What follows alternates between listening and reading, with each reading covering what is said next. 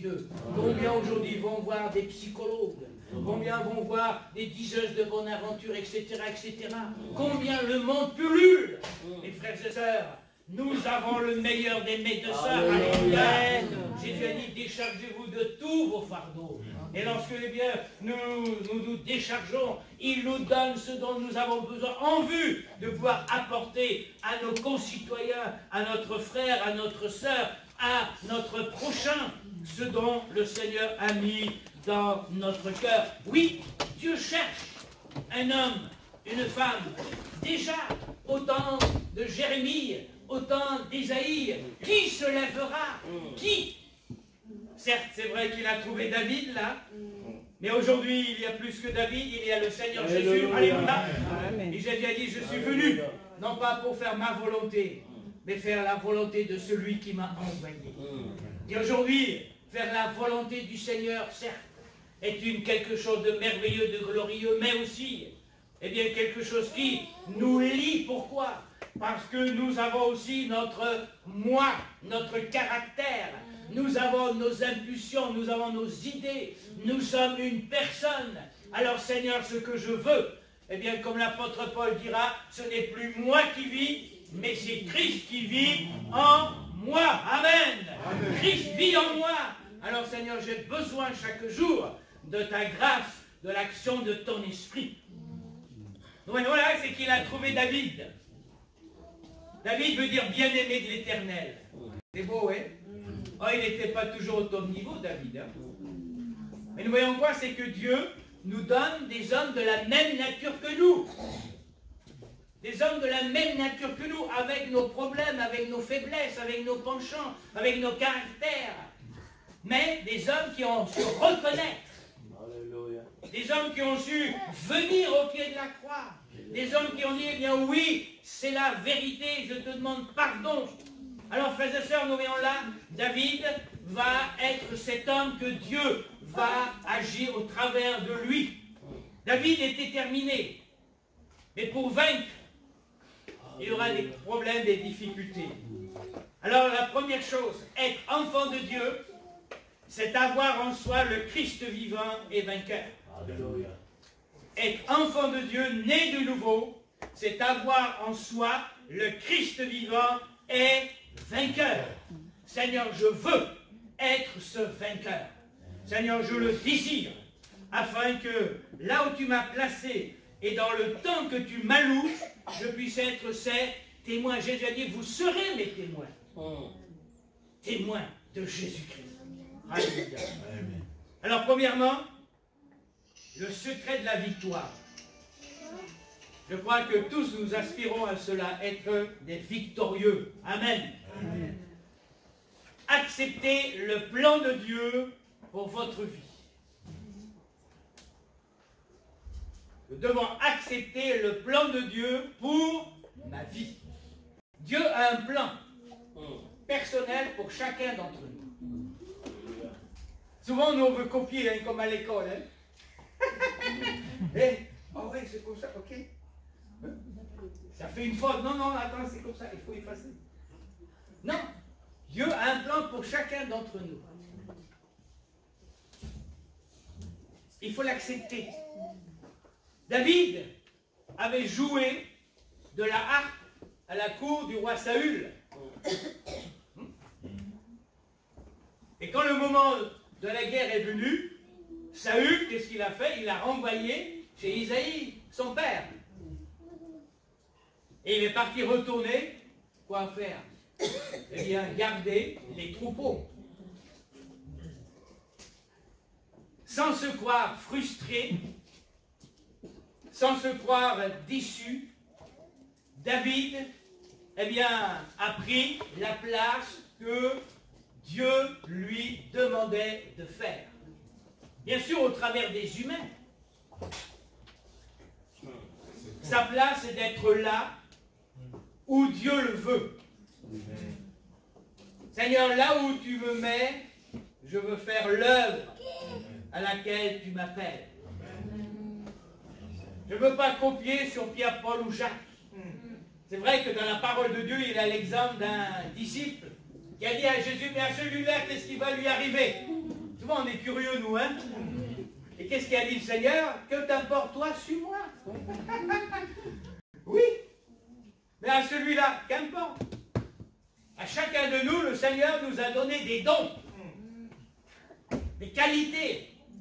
Alors ce qu'il faut, Seigneur, je veux les faire fructifier pour ta gloire. Afin que ces dons se multiplient. Nous n'avons pas, frères et sœurs, à faire nos œuvres. Ce n'est pas notre œuvre que nous faisons.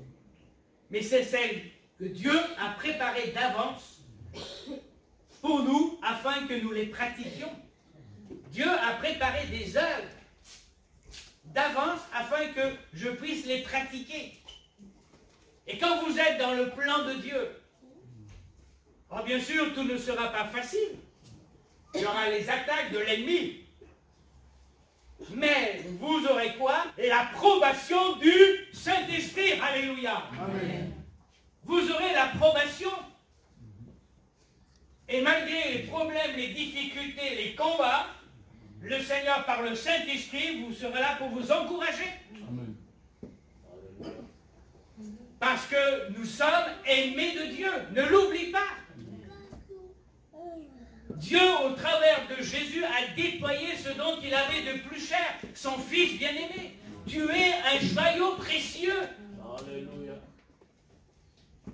Tu es quelqu'un de formidable, d'extraordinaire. Même si le monde te met de côté, qu'importe. Un jour, il répondra. Mais toi aussi. Et quand tu sais bien que tu es formidable, alors ça, merci Seigneur, parce que cela vient de toi. Cela est une grâce extraordinaire. Notre place, frères et sœurs, c'est d'être dans le plan de Dieu. Et nous n'avons pas d'autre qui soit meilleur. Être dans le plan de Dieu. La parole de Dieu, n'est-ce pas, nous donne de nombreux exemples. Regardez Gédéon. Il battait du froment au pressoir. Il y avait les Manianites qui étaient là et qui faisaient des ravages en Israël. Et nous voyons qu'un jeune homme, a pris quoi? Le problème à bras de corps. Il a dit, ça suffit. C'est terminé. Maintenant, la nourriture ne sera plus pour les Manianites, mais ce sera pour mes parents. Amen. Amen. Quel est en toi ton cœur, ta disposition? Et quand le moment de la récolte est venu, il a caché le froment. Il est parti le battre au pressoir. Deux images différentes. Hein? Un pressoir, c'est pour quoi faire? C'est pour écraser le raisin. Et là, il battait le froment au pressoir. Le froment, c'est le blé. Hein? Nous voyons l'image. Alors bien sûr, je me disais, mais les Manianites ne verront que du feu. Mes frères et sœurs, il y a au-dessus de tout cela Dieu qui regarde. Je peux m'imaginer que dans le pressoir, quand Gédéon battait ce froment pour récupérer les épis, il disait ça, les Manianites ne l'auront pas, ce sera mes parents qui vont se réjouir, on va manger, on va se régaler. Alléluia, alléluia. Merci pour la victoire. Et il y a là un ange qui le regarde. Il y a un ange, amen. L'ange de l'Éternel campe autour de ceux qui le craignent. Alléluia. Amen. Merci Seigneur pour les anges. Il y a des anges ici, hein? Amen. Amen. Et ça, c'est une chose extraordinaire. Et pendant combien de temps, la Bible ne nous dit pas. Mais l'ange le regardait. Voilà. Oh, merci Seigneur, parce que toi, tu me vois. Dieu te voit, mon frère, ma soeur. Peut-être même dans le dédale, dans le labyrinthe de ta vie, aux prises avec les difficultés, mais ce matin, cet après-midi, il veut te dire, prends courage, je suis ton libérateur, je suis ta victoire, je suis ta délivrance, alléluia. Ne compte pas sur tes propres forces, n'essaie pas de t'en sortir par toi-même, décharge-toi, dépose à mes pieds ton fardeau, alléluia. Prends mon joug, il est facile et léger, amen. Amen. Amen. Et au bout d'un certain temps, je vais lui dire, vaillant héros. Oh, vaillant héros. Quelle parole extraordinaire. Il n'a pas dit salut Gédéon. Il a dit vaillant héros. Ah, et tout de suite on voit, hein, Gédéon va dire mais je suis le plus petit. Ma famille est la plus pauvre. C'est vrai. Mais Dieu regarde au cœur. Quelle est la disposition de ton cœur? Est-ce que tu veux t'en sortir? Seigneur, de moi-même, je ne peux rien. Mais tout est possible à celui qui croit. De moi-même, c'est incapable. Combien aujourd'hui veulent bien être délivrés de la cigarette ou même de la drogue? Bien sûr, on essaie par le patch, par d'autres choses, etc. Et ça marche peut-être un temps, et il replonge.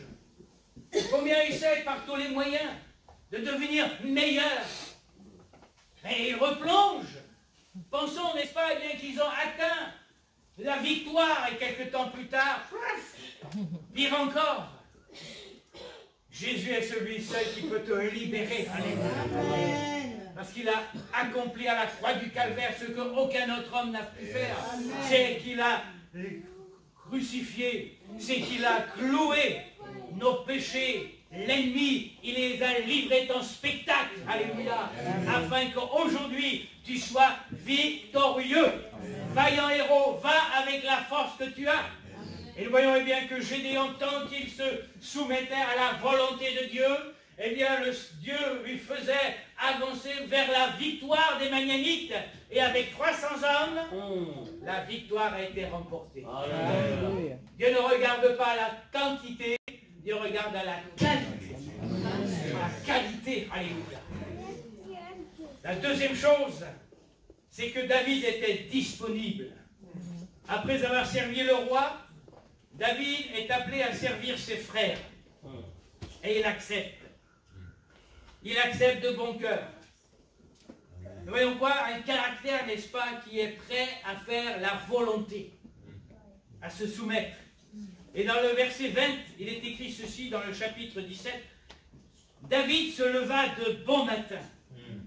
Dans la parole de Dieu, nous voyons que toujours quand Dieu a interpellé un homme, que ce soit Abraham ou d'autres, il se lève de bon matin.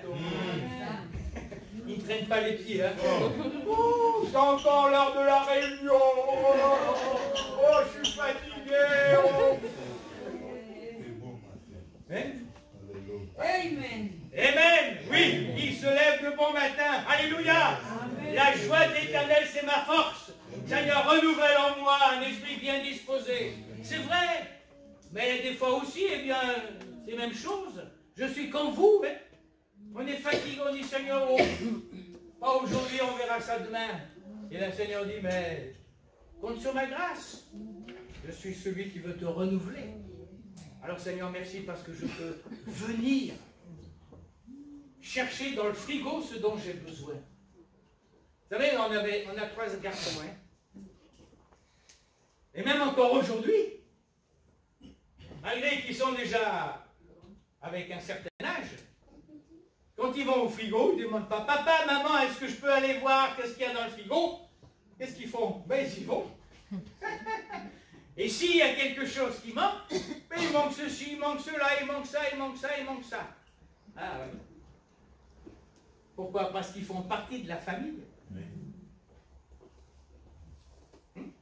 Tu fais partie de la famille de Dieu, oui ou non? Oui. Amen. Amen. Le frigo de Dieu est plein. Tu n'as qu'à te servir. La Bible dit, nous avons tout pleinement en Jésus-Christ. Tout ce dont tu as besoin se trouve dans le frigo, mais il faut venir. C'est vrai qu'aujourd'hui, nous sommes dans une société presse-bouton. Hein? Presse-bouton. Internet, ça part. C'est vrai. Et on veut que les choses aillent vite, très vite. Maintenant, c'est la 5G, après, ça sera la 6G, etc., etc. Hein? Presse-bouton. Et vous savez que Dieu, lui, a son temps. C'est vrai qu'il a aussi son horloge. L'horloge de Dieu, les aiguilles de Dieu avancent. Et il veut que nous soyons à son temps. Seigneur, merci parce que, eh bien, je veux être disponible. Et David va accepter. Et à partir, frères et sœurs, de ce service ordinaire, on pourrait le dire, que son père lui demande, Dieu va le conduire plus loin. Amen. Vous savez, souvent, hein, il ne faut pas oublier, c'est qu'il y a un principe biblique que nous ne devons jamais oublier, c'est que les grandes tâches ne sont confiées qu'à ceux qui ont su être fidèles dans les petites. Alléluia. Combien d'enfants de Dieu attendent pour faire de petites choses que des grandes tâches leur sont confiées? Mais non, c'est en forgeant qu'on devient forgeron. Bien sûr, bien sûr. Voilà. Alors souvent, c'est vrai, notre orgueil, notre moi ne veut pas. Mais si le Seigneur te dit, eh bien, témoigne, parle, évangélise, distribue. Mais Seigneur, ça c'est rien du tout. Mais si, c'est très important. Alléluia. Pourquoi? Parce que la page imprimée, elle ne retournera pas à Dieu sans avoir produit son effet. Même si, eh bien, tu penses que rien n'est fait. Et Dieu voit. Alléluia. Dieu sait. Et c'est vrai que lorsque, eh bien, je distribuais des traités, c'est vrai qu'il y a des maisons qui sont dans des impasses. Et puis je disais, oh, encore aller là-bas, oh là là, c'est loin, hein, Seigneur. Moi j'aime bien faire les immeubles comme ça, il y a toutes les boîtes aux lettres, et vous embêtez, hein. Et quand il faut aller dans une impasse et la maison se trouve au fond, et après trouver la boîte aux lettres, oh Seigneur, non, parce que outre. Et le Seigneur me dit, mais attends, tu as oublié quelqu'un là. Oh, hé, fais demi-tour. Ah, Seigneur, tu crois? Oui. Ok, mais j'y vais, et je vais. Et j'ai tout de suite la joie dans le cœur. Tout de suite. L'approbation. Parce qu'un jour, mon frère, ma soeur, cette personne qui avait reçu ce traité, si elle n'avait pas accepté Jésus, elle sera devant le trône. Et Jésus dira, mais attends, tel jour, à telle heure, telle personne est venue mettre dans ta boîte aux lettres ce traité. Pourquoi tu n'as pas accepté? Ah, ouais. Dieu n'est pas injuste pour oublier le travail. Alléluia. Et tôt ou tard, frères et sœurs, il y aura la récompense. Tôt ou tard, il y aura la récompense. Ceux qui s'aiment peu, moissonneront peu. Ceux qui s'aiment abondamment, moissonneront abondamment. Amen. Alléluia. Lors de mon ministère, la première église dans le nord de la France, quand j'avais 23 ans, avec mon épouse, nous sommes arrivés dans une église et il y avait un frère et une sœur déjà âgés et ils étaient en train d'aspirer la salle, c'était de la moquette. Et en rentrant, c'était des portes comme ceci, des battants, j'ouvre, et le frère lève la tête. Ah, bonjour, pasteur, comment allez-vous? Je dis, c'est très bien, et je dis, voilà, je suis votre serviteur, nouveau serviteur pour cette église, ok, très bien. Et quelques temps plus tard, il y a son épouse avec un châle sur la tête parce qu'elle faisait les glaces, les vitres. Puis on a parlé, et il dit, voilà, et alors il me disait, pasteur, ne me prenez pas ce travail de l'aspiration de la salle. Je veux, eh bien, être toujours l'homme ainsi que ma femme pour nettoyer la salle, afin que la salle soit propre le dimanche. Alors je dis, frère, moi si je viens, c'est pas pour vous enlever quelque chose. Vous faites ça déjà de bon cœur. Alors je vais vous le laisser. Alors il m'a dit, merci frère. Et c'était un couple extraordinaire, fidèle jusqu'au bout. Amen. Et frères et sœurs, c'est vrai que c'était un travail caché. Hein. Mais dans le ciel, un jour, le Seigneur m'a dit, chez lui, ce couple-là, il y aura peut-être plus de courant que ceux qui ont prêché. Amen. Parce qu'il a fait de bon cœur. Alléluia. Ouais. Il y aura peut-être des surprises dans le ciel. Oui, Franchement. il y aura des surprises. Alors, David, il y accepte. Et c'est vrai qu'au travers de cela, Dieu va le conduire plus loin. Alors, frères et sœurs, nous de même, Seigneur, merci. Parce que je suis dans ton plan, je suis dans ta main. C'est toi qui me dirige, c'est toi qui me conduis. La troisième chose, c'est que David, eh bien, va se trouver sur le champ de bataille malgré lui. Ne pas subir, mais réagir. Troisième point, ne pas subir, mais réagir. Il va entendre ce que, eh bien, ce Philistin de Gath va dire. Il va, n'est-ce pas, lancer un défi à Israël. Défi veut dire quoi? Une provocation à un combat. Singulier. Je te mets au défi. Le déclarer incapable de faire quelque chose. Un défi. Le diable lance des défis. Est-ce que tu es capable de résister devant telle tentation? Est-ce que tu es capable, eh bien, de dire oui à Dieu, car moi je veux te donner telle et telle chose? L'amour de l'argent, racine de tous les maux. Combien sont tombés? Et nous voyons déjà au temps de l'apôtre Paul, Démas m'a abandonné pour le siècle présent.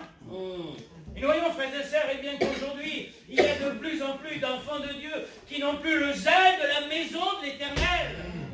Jésus pourra dire, oui, le zèle de ta maison me dévore. Et David pourra dire, oui, je suis dans la joie quand on me dit, allons à la maison de l'Éternel. Alléluia.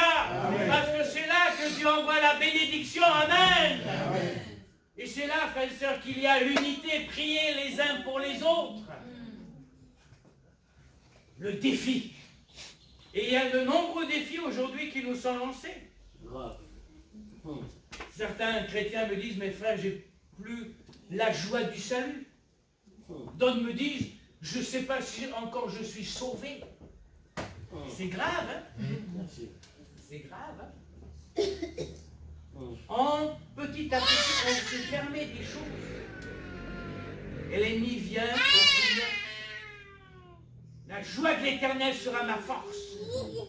Seigneur, je veux toujours être attaché à toi. Alors nous voyons quoi? C'est que David va se trouver malgré lui sur ce terrain de bataille. Et il va entendre. Et il ne va pas rester indifférent. La troisième chose, quatrième chose, ne pas subir, mais il va réagir. David est touché par cet incirconcis. Il ne supporte pas ce défi. Ce n'est pas un homme de guerre. Il n'a rien à faire. Mais son Dieu, son peuple sont insultés. Au début de mon ministère, un jour, un ancien d'une église est venu dire, pasteur, vous, c'est votre travail d'évangéliser, de distribuer des traités, de faire ceci, de faire cela. J'ai dit non, frère. Non. C'est pas mon boulot. C'est ma vocation. Et malheur à moi si je n'annonce pas l'évangile. Mais je dis, pour vous, mon frère, c'est aussi la même chose. Exactement. Exactement, ça c'est vrai. Oui. Alors nous voyons, frères et sœurs, combien l'ennemi essaye. Non mais ça, c'est pour le pasteur, c'est à lui de faire. Non. Certes, il donne des ministères.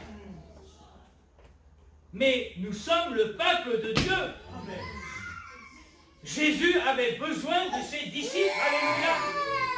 Oh, la petite, elle a du chagrin. Qu'est-ce qui t'arrive?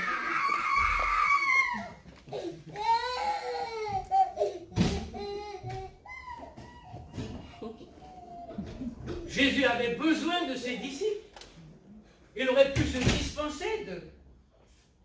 Mais ils étaient avec eux. Il les a envoyés 2 à 2. Et frères et sœurs, c'est vrai que nous sommes un corps. Et chaque membre est différent l'un de l'autre. Le pouce ne peut pas dire à l'index, je n'ai pas besoin de toi. Parce que si vous enlevez une partie, eh bien, vous aurez une incapacité. Et combien aujourd'hui le diable essaye, excusez-moi l'expression, de mettre de l'incapacité dans le corps de Christ. Christ est la tête. Et nous sommes ses membres, liés par le Saint-Esprit de Dieu. Alléluia. Et le Saint-Esprit de Dieu veut nous lier à la tête parce que Dieu nous aime. La Bible dit, aimez-vous les uns les autres comme je vous ai aimés. Et le monde verra l'amour de Dieu. Amen. Amen. Ne pas subir mais réagir. Et le Seigneur veut que tu sois un engagé. Alléluia. Est-ce que tu veux être cet engagé?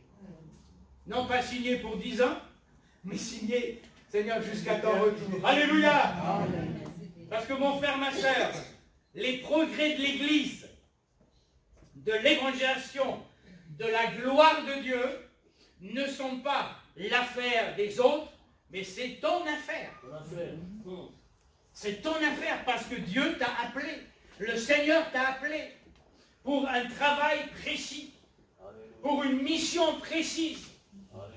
Et même si tu es le petit doigt, tu as ton importance. Afin que la gloire de Dieu se manifeste. Alléluia. L'Église était en paix dans les Actes des Apôtres, nous dit. Et pourtant, la persécution sévissait.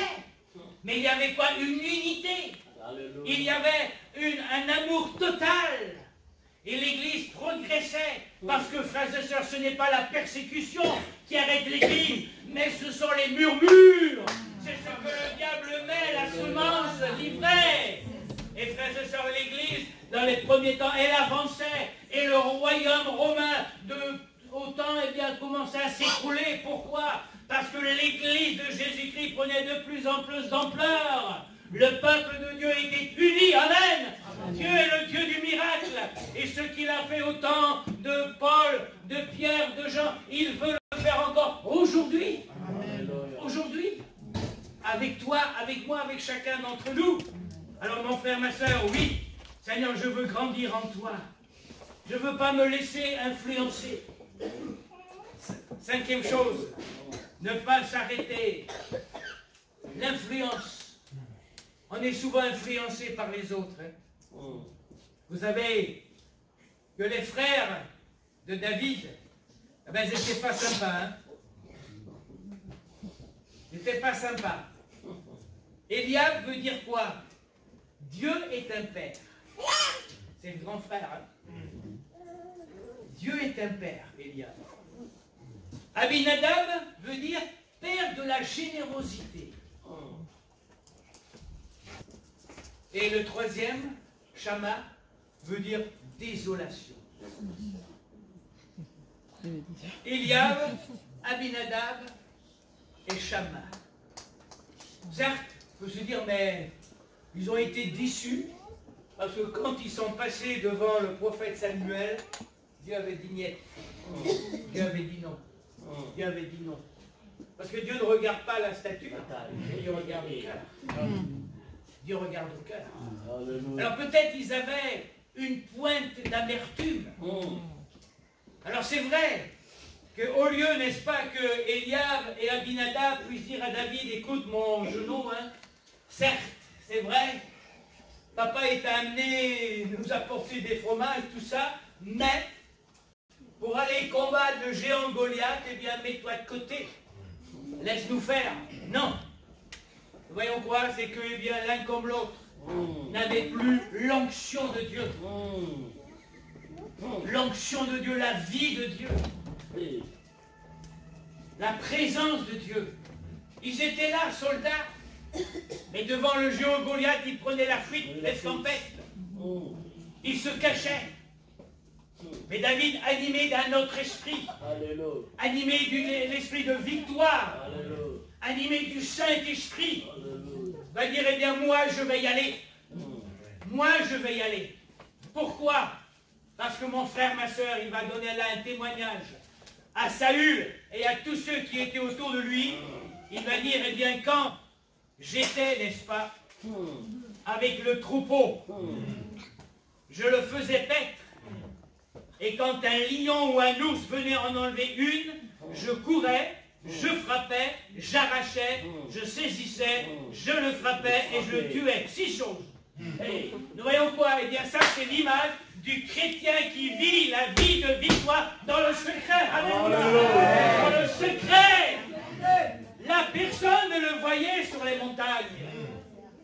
Personne ne le voyait. Personne n'était au courant qu'il y avait un ours ou un lion. David était seul avec le troupeau. Mais nous voyons quoi? C'est l'image du chrétien dans la prière. Entre dans ta chambre, ferme ta porte et là prie ton Dieu. Tu veux être un chrétien victorieux? Tu veux être un chrétien bouillant, tu veux être un chrétien devant l'ennemi de ton âme, eh bien, entre dans la chambre et aie une rencontre avec ton Père Céleste.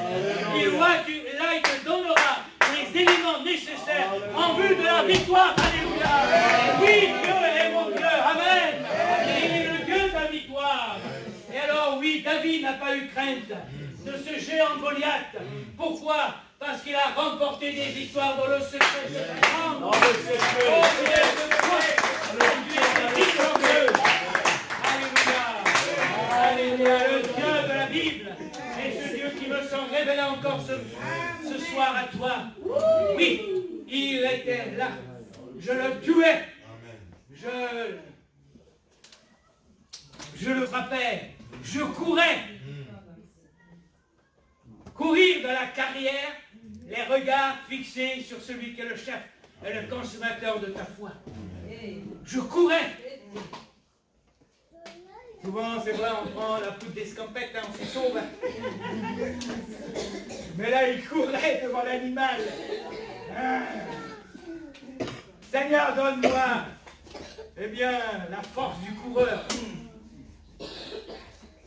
Paul dira à Timothée, le coureur, eh bien, s'il ne court pas sur les règles, il n'arrivera jamais à rien. Jamais. Jamais. Jamais. Il y a un travail. Un exercice. Qu'il pleuve, qu'il vente, qu'il neige. Et le coach est toujours là pour l'entraîner. Allez, vas-y. Vas-y. Tu arriveras. Vas-y. Encore un effort. Allez, vas-y. Vas-y. Et quand le moment vient, frères et sœurs, et quand il passe la ligne, la victoire. Tous les travaux, toute la peine, toutes les sueurs, c'est fini. Oui.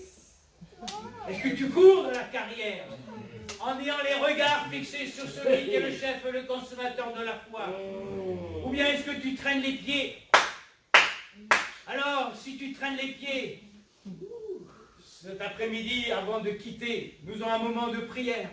Déchausse-toi, non pas physiquement, mais enlève les souliers, tes gros souliers que le diable t'a donnés, et prends les souliers que te donne le zèle de l'évangile. Pourquoi? Parce que dans l'armoire du Seigneur, il y a tout l'équipement, afin que tu sois victorieux.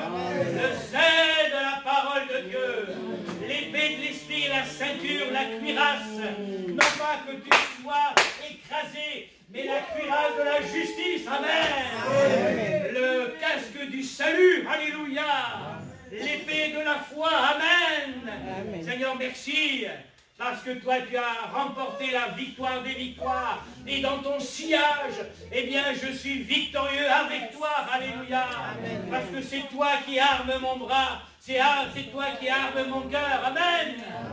Alors, mon frère, ma soeur, oui, les progrès, je veux faire ces progrès que tu me demandes. Et cela est merveilleux. C'est vrai qu'on peut nous taxer d'orgueilleux. C'est vrai qu'on peut nous taxer d'enfants. Mais frères et sœurs, cela n'arrête pas le zèle. Amen. Parce que le zèle de ta maison me dévore. Amen. Le feu du Saint-Esprit. Alléluia. Amen. Alléluia. Alléluia. C'est vrai que le diable, eh bien, veut nous équiper. Vous savez, Saül a dit, bon, ok, prends mes armes. Pour mon armure. Et imaginez que ce jeune Saül, avec l'armure de ce roi Saül, a dit, mais je ne suis pas accoutumé. Impossible. Et il est parti au torrent. La Bible dit que le ruisseau de Dieu est plein d'eau. C'est toi qui détiens la bénédiction, le robinet. Vous savez, et des fois au Congo, nous étions, j'ouvrais le robinet à fond.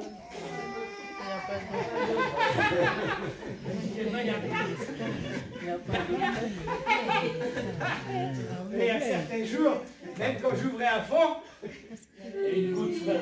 Je dis, mais attendez, il y a un problème là. Oh,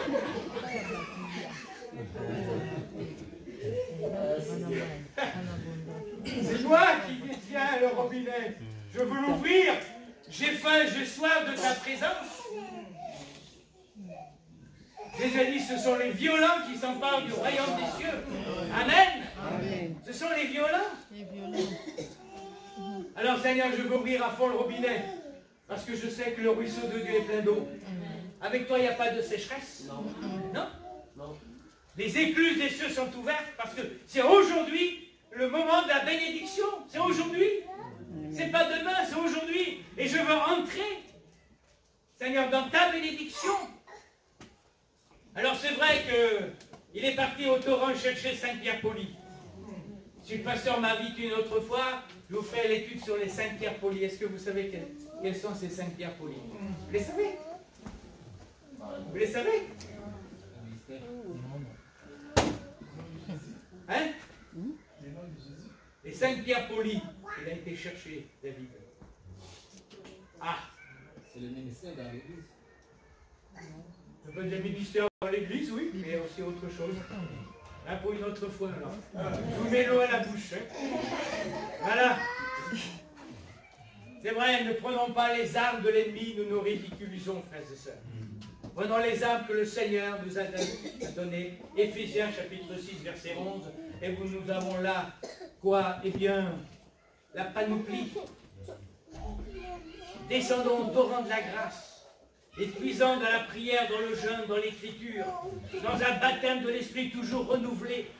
Seigneur, oui, merci pour la prière qui est la respiration de l'âme. Non pas seulement là aujourd'hui, mais tous les jours. La Bible dit, priez sans cesse, rendez grâce en toutes choses, faites connaître à Dieu tous vos besoins. Seigneur, merci pour cette respiration de l'âme. Merci pour ce contact avec toi. Merci pour cette communion avec toi. Alléluia. Merci Seigneur parce que quand je te parle, tu me parles.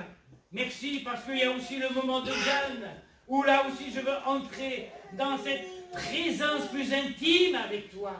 Jésus lui-même, pendant 40 jours et 40 nuits, était dans le désert afin que la victoire lui soit donnée, frères et sœurs. Dieu veut aussi que nous soyons victorieux en toutes choses.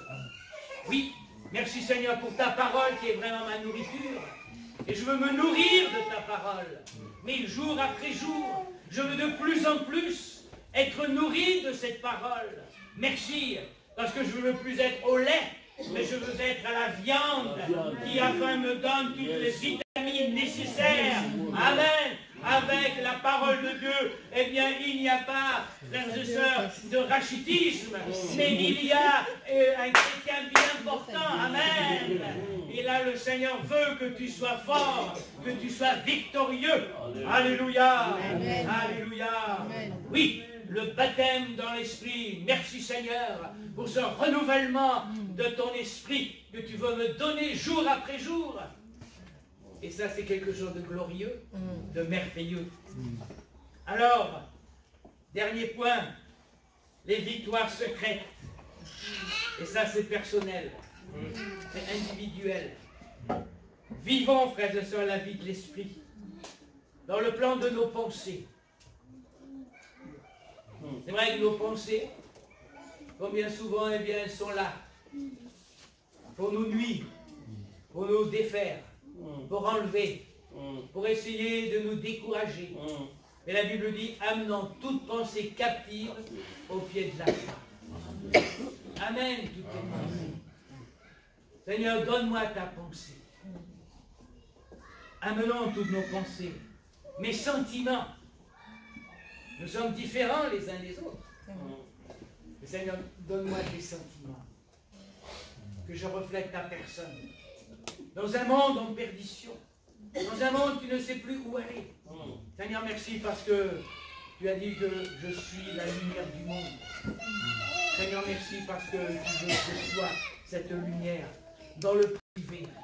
Alors mon frère, ma soeur, si nous sommes capables, dans le secret de notre chambre, remporter de grandes victoires, alors mon frère, ma soeur, nous sommes capables aujourd'hui, dans l'église, dans le monde, là où le Seigneur nous a placés, de refléter sa gloire, parce que ne l'oublions pas, l'église est ceux que sont ceux qui la composent. L'église est ceux qui la composent. Si vous êtes vivant, bouillant, alors l'église est bouillante. Oui ou non? Oui. Amen. Amen. Alors oui, le monde pourra nous mépriser. Mais nous n'avons rien à faire avec ce monde. Jésus dira, mon royaume n'est pas que ce monde. Il est de la gloire. Notre force ne sera pas...